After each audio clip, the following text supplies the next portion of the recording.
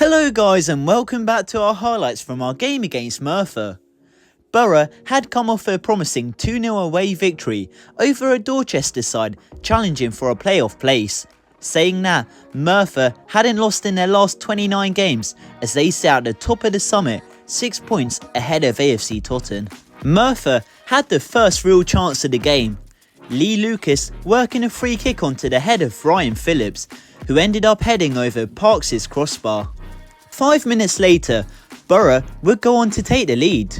Cameron Murray's shot hit the hand of a Merthyr defender, seeing the referee wait for a penalty.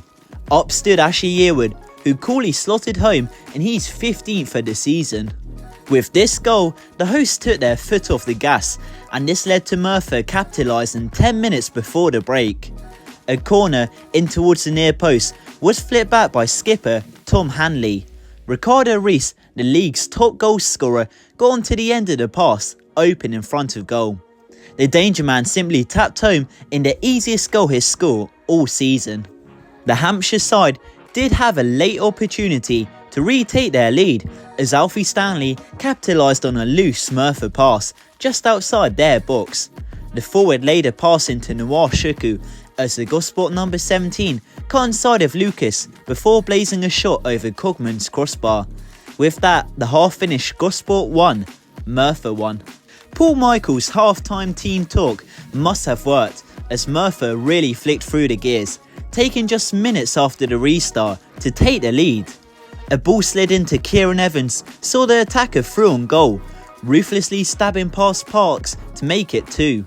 With quarter of an hour left of normal time, Kane Simpson got onto the end of a lobbed pass, seeing the attacker through 1-on-1 against Parks. The Merthyr man aimed towards the near post, drilling a low-driven shot into the side netting. Although Gosport scathed this attack, they were not so lucky seconds later when the Welsh side made it 3. Simpson continued to cause damage, smartly faking a shot, removing the pressure of Asma, allowing him to square a pass into Ricardo Reese, open in front of goal. Similar to the first goal, Reese passed the ball into an open net in his 35th goal of the season. Already panning out to be mission impossible, it would somehow become even harder with 10 minutes left as Gosport were sent down to 10 men. Danny Hollins, already on a yellow, conducted a late challenge on a Merthyr man, rewarding the veteran with his second yellow. With 11 minutes added on to the game, Gosport were just looking to deny any further Merthyr goals.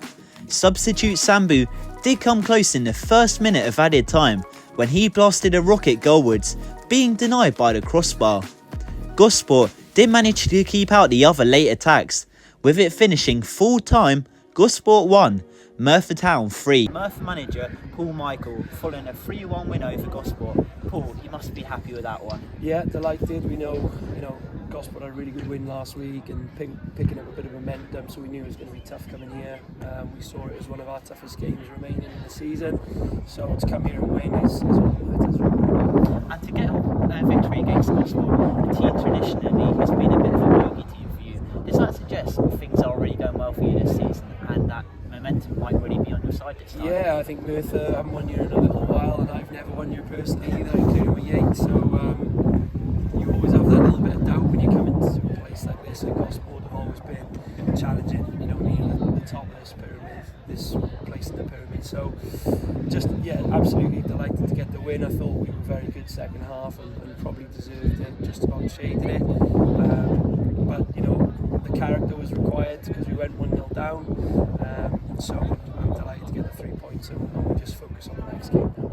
I'm joined with Liam Dace following a 3-1 defeat to Merthyr today. Liam, what went wrong today? I think we didn't really capitalise on our possession in the final third. We had some great chances, started the game very well, got our penalty to go 1-0 up, and created some great opportunities, but lacked that final ball, that final shot, that final cross. And that's when you're playing top sides. Then chances aren't going to keep happening. But we had enough possession. We were right in it until the sending off. But I thought overall the lads, you know, against the top of the league, I think they showed that they could compete and cause them problems. We just lacked that finishing touch really, especially in the first half where we should really have capitalised on our opportunities and chances that we made. I thought Gosport started the game with great tenacity today, but as the game went on, that really started to go down and started to just look a little bit more sloppy as the game went on. Did this worry you? I think that comes down to maybe, you know, missed chances. We had some great opportunities in the first half, and you've got to give credit to Merthyr as well. You know, they're top of the league for a reason, and they're gonna, you know, they're gonna address their situation because they had to. So, you know, you've got to give them some credit as well.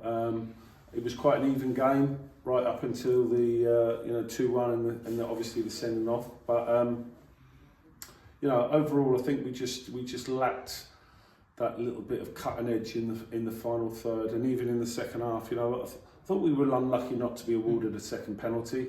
And you know, once I get the footage, I'd be interested to see the ruled goal offside. That was quite, you know, would have brought it back to 3-2. But you know, as I say, against the top of the side, I thought we caused them problems. We just didn't capitalise. Mention about that penalty, Dan Wooden was the man who was brought down, and when him and Samuel Fanahan did come on today, I thought they did make an impact, and it looked like you guys changed the whole formation at that point. Yeah, we just wanted to maybe get some more firepower up front. Not that the lads that had been up there before had been hadn't done that, but maybe change the form, give them something a little bit different to think about. But you know, overall, I think, you know, at the end of the day, what happens in both boxes usually define games, and I've just thought in our attacking box we just lacked that cutting edge. And to be fair, when you look at the goals, especially two of the goals we conceded, you know, we need to be better especially against when you're playing top of the league side. And I think exactly that. Merthyr obviously top of the league for a reason, and there's a lot of positives to take away. I would say more it was the fact we just switched off at times, but other than that, it's really positive today. Yeah, that was one of the things that we mentioned at half time, that you know, when the ball was dead or a sort of set play or goal kick, they looked to play very quickly, and I think sometimes we did switch off, and that caused us a problem. You know, as I say, they wanted to get the ball down and play as quick as possible, and we at times as a group switched off.